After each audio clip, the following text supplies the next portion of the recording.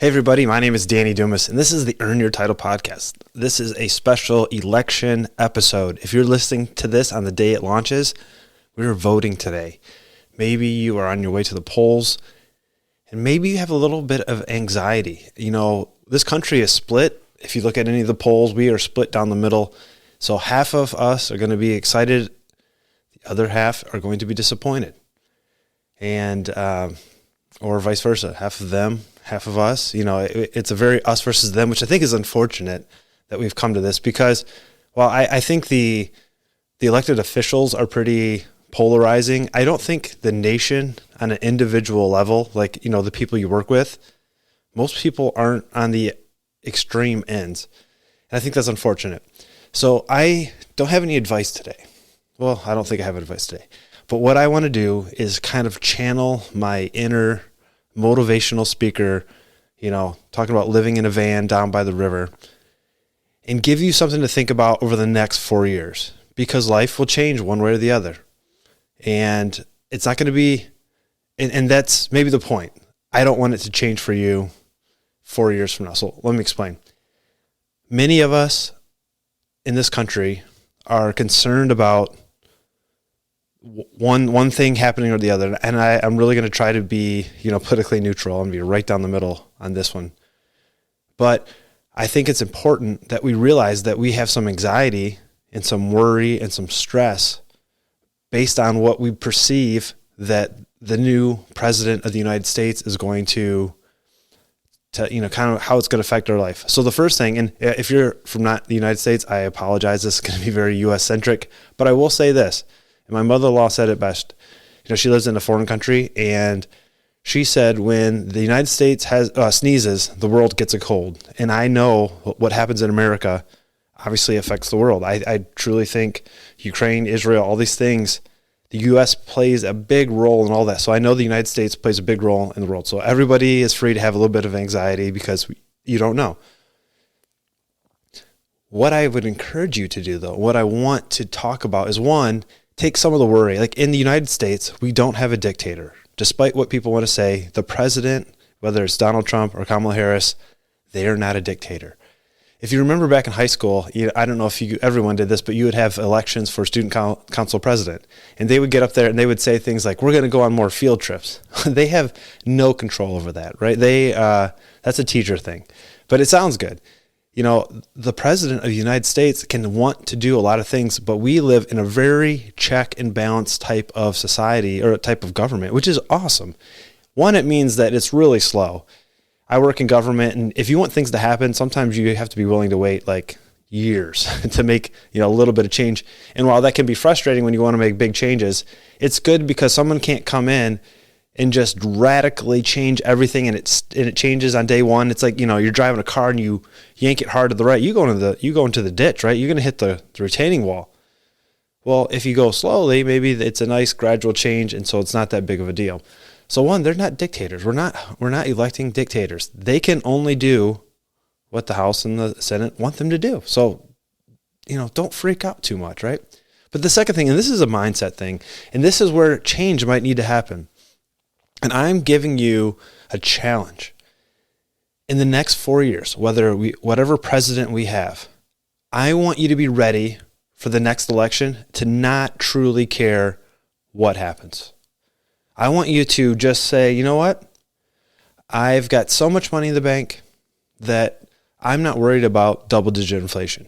Imagine if you had completely no consumer debt at all. Imagine if you had your house paid off. And I know 4 years might not be enough time to pay off your house, but imagine zero debt. You own no money on your car. You had no credit card debt.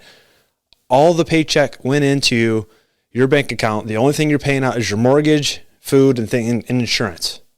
Can you imagine the freedom? Can you imagine the stress that would take off your life? And hey, you know, inflation's pretty bad, and you say, well, you know, maybe we can only go to Starbucks every other day instead of every day. Those are the choices. We're now when grocery prices go up and you've got $50,000 in credit card debt, and you realize, man, my paycheck is not stretching far enough. What if you were financially capable of just plowing through any problem the government ever presented to you? Wouldn't that be awesome? You can do that in 4 years. Worried about like healthcare is a big deal. What if you were so healthy that the only reason you're going to the doctor or the emergency room is for a true tragic emergency where you're in a car accident, something you can't avoid? What if you weren't obese? What if you weren't smoking? What if you weren't doing drugs? What if you weren't doing all these things and you were living a healthy life and you took the need for insurance right off the table? What if in 4 years you were not worried about insurance? What if? What if you weren't worried about, a candidate wanting to defund the police because you knew that your house was secure, that you had installed cameras, that you went and got a dog, that you went and learned how to protect your family with a firearm? What if you were not worried about an outside threat because you took responsibility for your own life? You said, I'm not going to worry about the police. I'm not going to concern myself with the government. I am going to take care of my own family. And that mentality is a winning mentality, and you are a winner. And you might not be there yet. And today might be the reason to do that. Whether you're happy with the results, whether you're devastated with the results, in 4 years, when whoever is the next president gets elected, it should not matter to you because you have overcome all the known obstacles. In the fire service, I worry about the controllables. And my job is dangerous, but there's things I can do. If I put my seatbelt on the way to the call, I remove the chance of death by, it's like 20%. 20% of all firefighters get in accidents, firefighter fatalities, accidents, car accidents, things. If I just wear my seatbelt, that number goes way down. I can control that, right? I can control how much air I put in my SCBA tank, so I make sure it's full so that I don't run out of air. I could take off that 10% of air emergencies. I can control these things. There's things in your life, things that you're worried about that you have control over. Now, there's some things like in my job, I can't control it. If somebody went in and cut a hole in the floor because they wanted to hurt us, and my guys crawl into that hole and because it shouldn't be there because there's not a basement fire and they fall in and get hurt, I can't control that, so I don't worry about that. Control the controllables. Think about the thing you're worried about, the candidate that wins. Think about what is it? And then control the things you can control. I think it's annoying when celebrities say, if so-and-so wins, I'm leaving the country. I think that's very annoying because none of them ever do. But I do respect them in the sense that they've put themselves in a position where they could do that if they wanted to. Now, they don't because America's a great place to live. We literally have millions of people coming here every year, legally and illegally, because it's an awesome place. So they don't do it, but I do respect the fact that if they really wanted to, they could log into their bank account, see how much money they have, and pick a country that would take them and say, I'm moving there.